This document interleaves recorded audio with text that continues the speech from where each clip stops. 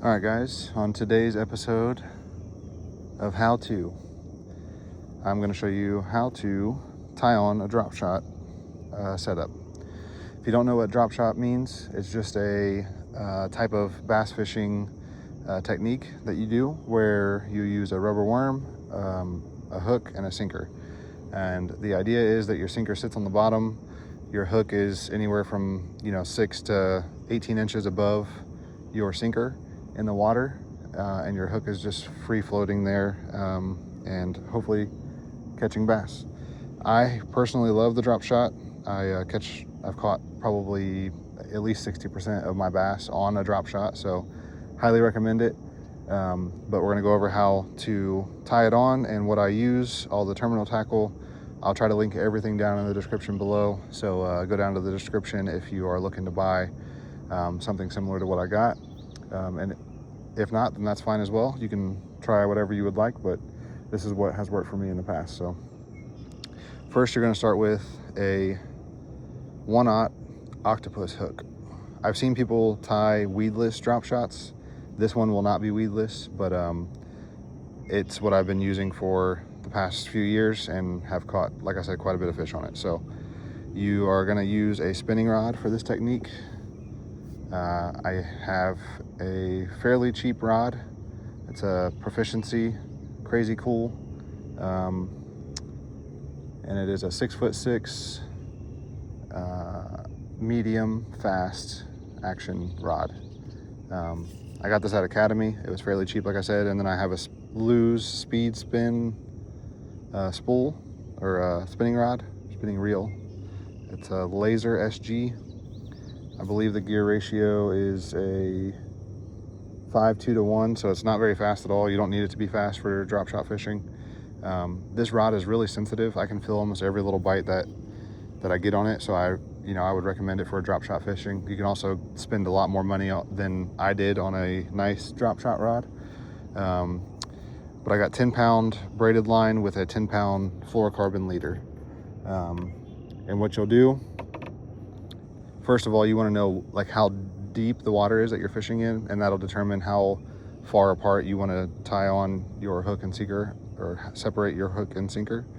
For me, I'm fishing in about 4 to 6 foot of water, so I'm going to tie probably about 12 inches of gap between my hook and my sinker. So go ahead and feed your line through your hook. I tie a Palomar knot, and I'll try to show you briefly how to do it. If not, there's all kinds of videos on YouTube on how to do it. But you just kind of put it through once and then loop it back through the other way. So it looks like this. And you want to pull the tag end, which is the end that you first put through that's not tied to anything, the very end of your line. Pull it through quite a bit. I would say if you're trying to tie a 14-inch gap between your drop shot, then I would pull about 16 to 18 inches through, just so you have extra room to mess with. So then you'll go ahead and tie your Palomar knot. To do that, you only need a little bit of that loop that you pulled through, and you'll pinch the tag end line and your main line together, and you just wrap the loop around your tag end and your main line, and you keep your finger in there so that you have a hole or a spot to put the loop back through. So you can see that finger hole that I created, I'm putting my loop back through there, just like that. And then you'll take the loop and you'll put your hook through the loop that you had. And then what I like to do is take all this extra, you can see all the little knots and stuff, I pull it up over the eye of the hook like that, get it wet just by licking it real quick, and then cinch it down. I always pull my tag end separate and then my main line separate. And then you want to make sure that your tag end isn't wrapped around your main line at all. So you can see I got it nice and clean and separated there. And what you're going to do, this is very crucial when tying on the drop shot, is you're going to point the eye of the hook up in the air like this. You're going to take your tag end and you're going to put it straight through the eye of the hook, and you're going to pull it all the way down. And right now you can see my knot is on the back end of the eye. What you want to do is hold the hook tight and pull the tag end line until that knot goes down into the eye of the hook. So you can see now, you can hardly see that knot. It's because it's down inside of the eye of my hook. So now what you're left with is your main line above your hook and your tag-in line below your hook. And I pulled quite a bit extra tag-in line through there, but that's okay. We'll just cut it off at the end. And now what you're gonna do is take your sinker. I just use of course I dropped it. Where did it go? There it is. I use a teardrop shaped sinker. I got the hooks and the sinkers all at Walmart. They were fairly cheap. Like I said, I'll link them below so you guys can pick them up as well if you'd like. And you're just gonna take the tag end of your line. For this knot, I don't need it to be as strong, so I like to tie, I think it's called an overhand knot or a granny knot. But this is where you want to know how far you want your sinker away from your hook.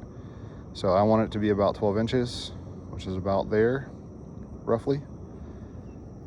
So I'll go ahead and, that was a big old bass that just was in the water right here in front of me. That's funny.